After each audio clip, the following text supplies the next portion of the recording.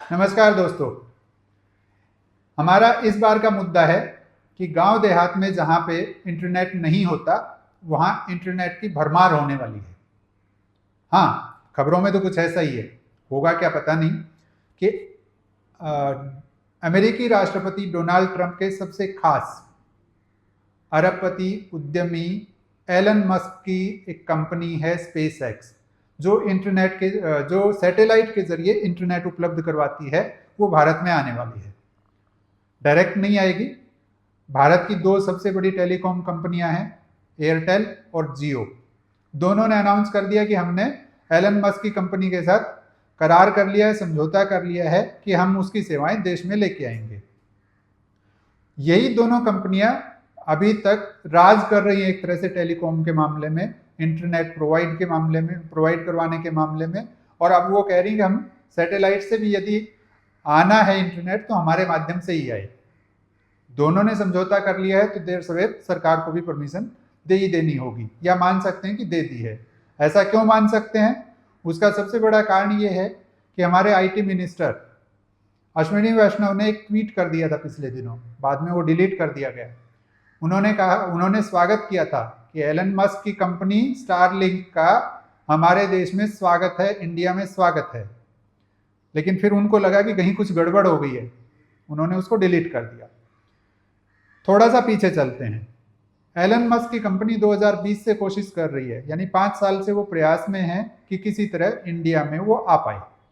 क्यों? क्योंकि इंडिया बहुत बड़ा मार्केट है, इतना बड़ा मार्केट कि पूरी दुनिया में जितना बड़ा मार्केट उसको नहीं मिल पा रहा वो यहां मिल जाएगा। सरकार एक ही चीज पे अड़ी हुई थी कि हम सैटेलाइट से सीधा इंटरनेट उपलब्ध नहीं कराने देंगे, क्योंकि इससे आतंकवादियों को मदद मिल सकती है, विद्रोही गुटों को मदद मिल सकती है, वो उनकी सेवाओं का निर्बाध उपयोग कर सकते हैं। हम यदि लाइसेंस देंगे भी तो इस शर्त पे कि पहली चीज कि हम जिसका चाहें डेटा देख पाएं कि वो क्या इंटरनेट पे क्या उपयोग कर रहा है, किससे संपर्क कर रहा है। दूसरा, यदि हमारी एजेंसियां किसी की कॉल वगैरह इंटरसेप्ट करना चाहें तो वो परमिशन उनको मिलनी चाहिए, वो पावर उनके पास होनी चाहिए। एलन मस्क शुरू से कहते रहे कि मैं अपने यूजर्स का डेटा नहीं दूंगा, इसी कारण से 5 साल ऐसे ही निकल गए और 5 साल में वो भारत नहीं आ पाए। हालांकि उन्होंने $99 $99 में बहुत सारी बुकिंग भी कर ली थी, कलकत्ता से मुंबई तक, दिल्ली से चेन्नई तक, सब जगह लोगों ने खूब सारा पैसा उसको दिया था, जो बाद में उसने रिटर्न किया। अब ऐसा क्या बदल गया कि उसको परमिशन मिलने वाली है, या उसके उनकी कंपनी के आने से क्या बदल जाएगा, स्टारलिंक के आने से क्या बदल जाएगा? पहले स्टारलिंक का वर्किंग सिस्टम समझ लेते हैं थोड़ा सा। चूंकि सैटेलाइट छोड़ने वाली कंपनी खुद की एलन मस्क की है, सैटेलाइट बनाने वाली कंपनी एलन मस्क की है, इसलिए उन्होंने अपने लगभग 7,000 सैटेलाइट LEO लो अर्थ ऑर्बिट यानी पृथ्वी की निचली कक्षा में स्थापित कर दिए हैं। वो ठीक रेल के डिब्बों की तरह पूरे चैन में पूरी पृथ्वी पर घूमते रहते हैं। अब वहीं से वो इंटरनेट प्रोवाइड करवा रहे हैं सबको, जो जो उनके यूजर हैं। करीब 120 देशों तक वो पहुंच गए हैं और भारत का नाम भी उसमें अब आने वाला है। तो वो इतने सारे सैटेलाइट छोड़ चुके हैं जितना कोई अकेला देश शायद ही किसी ने छोड़ा होगा, यानी किसी भी देश से ज्यादा सैटेलाइट उनके कंपनी के पास है। 7,000 छोड़ चुके हैं और 14,000 और छोड़ने वाले हैं वो। इसी कारण से वो निर्बाध मतलब जिसमें किसी तरह की बाधा नहीं है, वो इंटरनेट प्रोवाइड करवा पाते हैं। बाधा है तो सिर्फ दो। पहली, मौसम, कि यदि मौसम खराब होगा तो सैटेलाइट से सिग्नल आने में दिक्कत होगी। दूसरा, शहरों में जो ऊंची बिल्डिंगें हैं वो, यदि ऊंची बिल्डिंग कहीं रास्ते में आ रही है सैटेलाइट के तो रेंज पकड़ने में प्रॉब्लम होगी। जहां पे आमतौर पे सैटेलाइट इंटरनेट का सिग्नल नहीं मिलता है, मोबाइल का टावर नहीं मिलता है, मोबाइल नेटवर्क नहीं मिलता है, वहां वो फर्स्ट क्लास काम करेगा। वहां पे स्टारलिंक से सीधा इंटरनेट बहुत फास्ट मिलेगा, चाहे वो गांव देहात की बात करें, चाहे पहाड़ों की बात करें या जंगलों की बात करें, जहां की भी। यानी वो एक गेम चेंजर हो सकता है। लेकिन क्या सच में तस्वीर इतनी गुलाबी है जितनी दिख रही है? नहीं है। क्यों नहीं है? समझिए। वो एलन मस्क जो अपनी सर्विसेज प्रोवाइड करवाते हैं उनका अमेरिका में एक महीने का खर्च औसतन 10,500 रुपये है, एक महीने का। और भारत में आदमी साल भर में कितना खर्च करता है या महीने में कितना खर्च करता है वो बेहतर जानते हैं आप, $40 के आसपास, यानी 2,500 रुपये के आसपास साल में इंटरनेट पे खर्च करता है भारत का आदमी, और वो एक महीने में 10,000 के आसपास ले रहे हैं।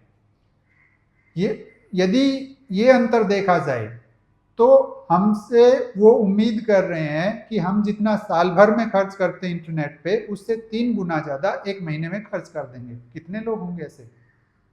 बहुत कम। और उसमें भी एक और बड़ा पेच है। बड़ा पेच ये है कि वो उम्मीद कर रहे हैं कि हम यदि स्टारलिंक की हमें सर्विसेज लेनी है तो हम इंडिविजुअल के लिए यानी अपने घर के लिए यदि लेनी है तो करीब 25,000 रुपये का एक हार्डवेयर अपने छत पे लगाएंगे। यदि किसी कंपनी को उनकी सर्विसेज लेनी है तो उसके लिए करीब 2.25 लाख रुपए का इंस्ट्रूमेंट अपनी छत पे लगाएंगे। कंपनियां लगा भी लेंगी, लेकिन कितने लोग हैं जो 25,000 दे के अपनी छत पे एक छतरी लगाएंगे? बहुत कम।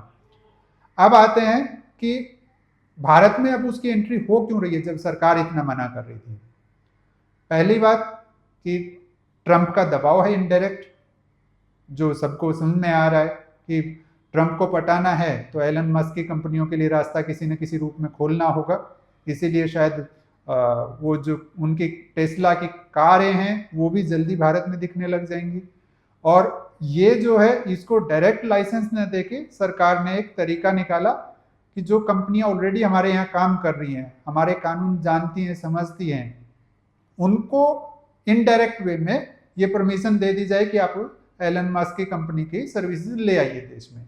फायदा क्या होगा कि जब भारत की कंपनियों को डेटा चाहिए, भारत की एजेंसियों को डेटा चाहिए, तो भारत की कंपनियां प्रोवाइड करवा रही हों दे देंगी डेटा।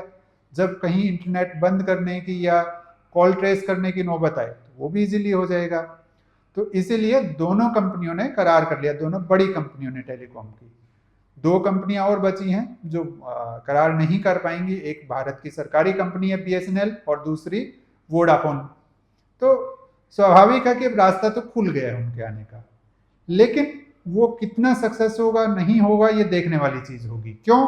क्योंकि सरकार का कहना है कि हम 20 साल के लिए लाइसेंस नहीं देने वाले। एलन मस्क की कंपनी की मांग थी कि लाइसेंस ये जो सैटेलाइट से इंटरनेट देने का लाइसेंस है वो 20 साल के लिए खोला जाए। सरकार कह रही है हम 5 साल से ज़्यादा लाइसेंस नहीं देंगे।